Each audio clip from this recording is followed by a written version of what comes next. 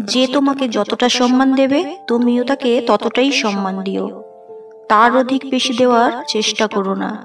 কারণ এই যুগে মানুষগুলো সম্মানের চেয়ে বেশি স্বার্থে চলে। স্বার্থ ফুরিয়ে গেলে সম্মান দেওয়াটাও ভুলে যায়। বিদ্যাসাগরের কাছ থেকে অনেক সময় কেউ কেউ মিথ্যা বলেও সাহায্য নিত। একবার এ ব্যাপারে একজন ধরা পড়ে যায়। বিদ্যাসাগরের সহকারী তাকে বলেন যে, তোমাকে ভালো মানুষ পেয়ে অনেকেই এভাবে ঠকায়। এর উত্তরে বিদ্যাসাগরের অমূল্য উক্তি, পরের সাহায্য করতে গেলে মাঝে মধ্যে ঠকতে হয়, ঠকানোর চেয়ে ঠকা ভালো। কখনো এমন কারোর জন্য অপেক্ষা করা উচিত না যে তোমাকে অপেক্ষাতে রাখে। যার প্রথম চয়েস আপনি কখনো হতে পারেননি, তাকে কখনো আপনার প্রথম চয়েস বানিয়ে রাখবেন না।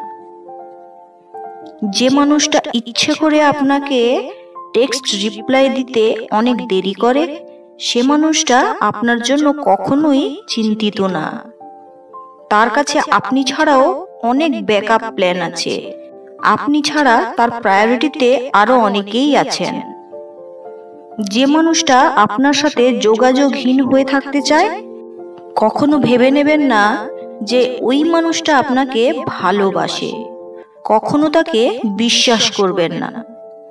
যে মানুষটা আপনাকে মুখে বলে ভালোবাসি, কিন্তু আসলে সে তার কাজে ও অ্যাকশনে সেটা বোঝাতে ব্যর্থ হয়, ভালোবাসা আসলে তার আপন রাস্তা তৈরি করে নেয়। কষ্ট পেতে পেতে, খারাপ সময় দেখতে দেখতে আমরা একটা সময় অভ্যস্ত হয়েই পড়ি। খারাপ সময় নিয়ে আর ভাবি না। কেউ ছেড়ে গেলেও আর কষ্ট লাগে না। কেউ ইগনোর করা শুরু করলেও পাত্তা দিই না।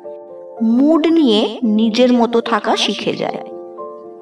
এই খারাপ সময়গুলো প্রচুর কষ্ট দিলেও ওই খারাপ সময়গুলোই আমাদের মানুষ চিনিয়েছে, স্ট্রং করে তুলেছে।